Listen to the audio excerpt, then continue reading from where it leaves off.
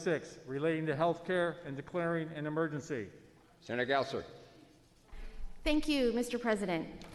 Colleagues, I want to tell you a story about two young women in their 20s, Ellie and Anna. Ellie is my daughter, and just over a year ago, we were here in session, and she was studying abroad in Scotland, and she became very ill. She was in the hospital. We weren't sure what was going on with her, and as you can imagine, I was very worried. I wanted to be with her. I wanted to see her firsthand to know how she was doing. I wanted to keep her comfortable in case she was afraid. What I didn't worry about was whether or not she would be able to push her call button to ask for help.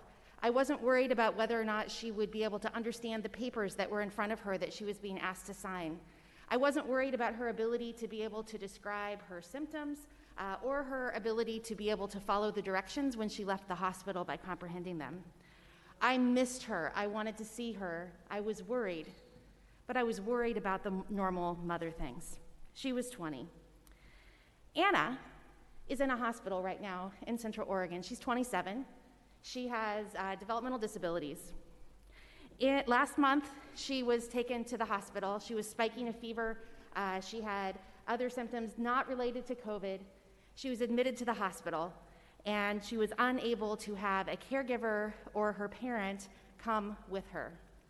Over the course of 25 days, Anna was in the hospital by herself. During that time, she endured 4 different surgeries and a colonoscopy. She was asked to sign papers that she did not understand. She was asked to make decisions that she could not understand.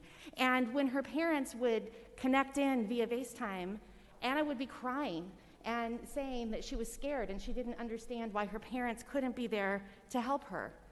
And because her parents weren't there and they weren't getting updates, they really couldn't help her understand what she needed to do. Their worries were very different than mine.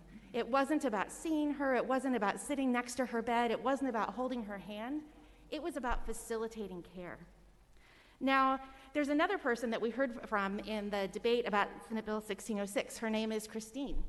She has a physical disability called spinal muscular atrophy 2.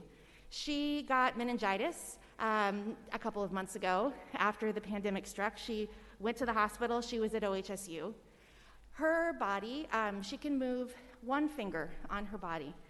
She was not allowed to have her personal carer with her to help her with basic activities of daily living, pushing the button to ask for a nurse, being able to pick up the phone to participate in her own care planning, go to the bathroom, eat. She needed that. She asked for that, and she was told it could not happen. That, again, was not about visiting and comfort and a People magazine. It was about her ability to carry out her activities of daily life. Finally, there are so many of these stories, but I just want to tell you one more. My own constituent last month was taken to the hospital in my own community, and he too was spiking fever. He had respiratory symptoms. Now, he's a man with significant intellectual disability, communication disorders. He doesn't speak verbally, and he eats through a G-tube. He also, for the last several years, has had pneumonia recurrently, maybe about once a year, and he always recovers from it. They took him to the hospital, thought he might have COVID, and they would not give him a COVID test. They asked and asked, and eventually they gave him one, and when that happened, within earshot, a staff person said, "That's a waste of valuable PPE." When he was admitted to the hospital, his personal support person was not allowed to go in with him. He was there by himself, and even though everything about this course was the same as it was every other time, they suggested that he be removed to hospice care, to elect hospice, and stop getting nutrition through his G-tube. When his provider picked him up and took him home, they knew that's not what he wanted, but he was skin and bones. They said you could just see the skin stretched across him. And they took him back to normal life, and he's fully recovered. He's himself again. In that case, the inability to have somebody there by his side that understood his base level, his needs, to communicate for him, put his life at risk. I can tell you these stories from all across the state, and you can look in OLIS. We got close to 200, if not more of those, over the course of 72 hours, individually written letters, because this is happening today. In fact, Anna's mom, she now can go in the hospital, but she couldn't call in herself because if she left, she would not be allowed back in. Senate Bill 1606 is designed to address this problem. The first thing that it does in Section 2 is says that a person with a disability must be allowed to have disability-related support in the hospital. The individual can designate up to 3 people, or at least 3 people that they have chosen that are these appropriate individuals. The hospital can limit to 1 person, but it needs to be in accordance with the Americans with Disabilities Act. So it has to be based on what is appropriate for that individual's disability. The bill will also ensure that a person that is in the hospital will always have the opportunity to have one of these support people present with them when there are decisions and discussions about end-of-life care and end-of-life planning. In Eastern Oregon, there was a woman with a developmental disability that was taken by her group home to the hospital, would not let her go in. They called and said she was very sick, she had COVID, she had signed a do not intubate order, so she would not be getting a ventilator. It took Disability Rights Oregon 3 days to get in there, 2 days, to get her moved to another hospital and determine that that was a coercive DNI. She had nobody with her to sign that. And as a result, because that case worker at the group home was told the other clients there, if they came in, would also need to sign do not intubate orders. And that's Section 1, which we're going to go back to in a second. But because she didn't have anybody there, she didn't know. And so Oregon Developmental Disability Services actually had to initiate a process by which they started educating people in Umatilla County that had intellectual disabilities what a request to sign a do not intubate order means in case they found themselves in that situation without a support person. And that is why we have the importance of Section 1. Section 1 simply says that a hospital, whether you are disabled or not disabled, cannot say you must have an advance directive or a POST or a DNR or a DNI in order to get care. You also can't cause someone to believe that. It goes the other way too. They can't say, we will not serve you unless you get rid of your POST or get rid of your advance directive. It just clearly restates the federal law that says care cannot be conditioned on an advance directive, whether you have one or not.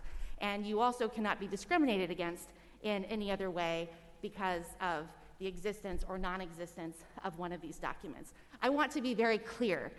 These are important documents. Advance directives are incredibly important.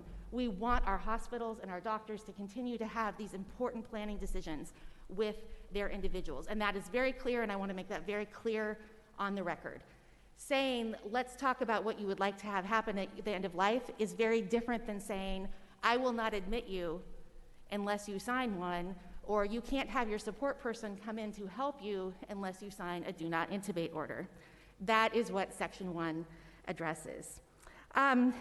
Finally, I want to clarify the sections have changed, but there's a section with bold language.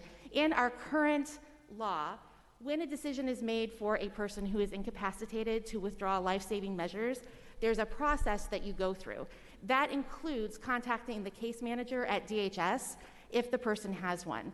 There has been some confusion because not everyone around the state understands that Oregon Developmental Disability Services is within the Department of Human Services. So it just adds and clarifies that ODDS is there, and it's the same rule as everything else. There is nothing new in that section. It is just a clarification. There were 2 other parts of this bill that came out, but we are going to continue having discussions about them, and they're very important to continue these discussions. And it really goes back to what Christine was talking about, the basic civil rights of people that are aging and with disabilities to have access to life-saving care. Civil rights do not pause because of a pandemic. Civil rights do not stop when you walk into the door of a hospital. We cannot make decisions about who gets a ventilator and who does not based on whether a person is aged or disabled. We had language to look at that, some monitoring for Disability Rights Oregon to intervene in an emergency when that occurred. Not intervene, just get a notification. But that wasn't ready. This has all been very, very fast. So I really look forward to continuing those discussions, and I'm really grateful to the hospitals and the Oregon Healthcare Association, the Oregon Medical Association, Disability Rights Oregon for being willing to continue those discussions. I am happy to answer any questions that any of you may have. and I urge your aye vote.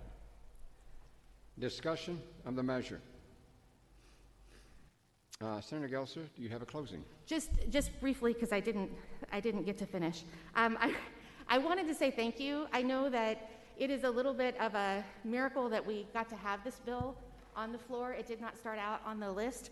So I would like to offer my personal deepest thanks to the Senate President, to Senator Girard, to Representative Drazen and the Speaker, and to the many of you that took time to call our 4 leaders over the course of the last couple of weeks to allow this bill to even be introduced in the first place. And I want to thank the hundreds of individuals, family members, and support workers across the state that kind of turned up out of nowhere, revealing stories we hadn't heard yet, which told me this is exactly the type of bill that this special session was designed for. This is an emergency that was driven by the COVID pandemic. This bill will save the lives of people by allowing them to have the people with them to help them facilitate quality care. I think that's something that we can all feel very proud of. And the last thing that I wanted to mention about this is, as we all go home and we continue having these debates about the way that the COVID-19 virus impacts all of us, I just ask that we all remember those that we put off in the back of our minds as those that have high risks. And we tend to think we don't go into the long-term care facility, we'll have those visiting policies, and all of those people will be safe. They won't, because we come in and we come out. Today, the Health Authority released new modeling that shows the coronavirus is rising in Oregon, and that creates disproportionate impacts on people with disabilities. Very significant impacts, and we have not identified that. We aren't even counting the number of people that get COVID-19 or die from COVID-19 that have intellectual disabilities. And so what you have, and I just ask you to keep this in mind when all of the debates kind of flare out there, the desperate fear that so many people have, knowing that they are at risk of contracting something that they can't see that could take them, that could put them in this process that doesn't prioritize their lives and that they are unlikely to come out. And that is why those people will not be leaving their homes. That is why students with disabilities, many of them will not be returning to school this fall, even in places where they are open. And then I would just ask that we all think about what we can do, because all of our behaviors, actions, and activities impact vulnerable people that we don't know. And that is very scary for them. There was a poem that was written, where did it go? I've lost it. Mr. Speaker, permission to read from a visual item? Proceed. Thank you. So I would close with this. This was written in March by a young woman named Lynn Unger. Pandemic. What if you thought of it as the Sabbath, the most sacred of times? Cease from travel. Cease from buying and selling. Give up just for now on trying to make the world different than it is. Sing, pray, touch only those to whom you commit your life. Center down. And when your body has become still, reach out with your heart. Know that we are connected in ways that are terrifying and beautiful. We could hardly deny it now. Know that our lives are in one another's hands. Surely that has become clear. Do not reach out your hands. Reach out your heart. Reach out your words. Reach out all the tendrils of compassion that move invisibly where we cannot touch. Promise this world your love, for better or for worse, in sickness and in health, so long as we all shall live. Colleagues, thank you for your support of this bill and making that possible for thousands of Oregonians whose lives will change as soon as this bill is signed. Thank you, Mr. President.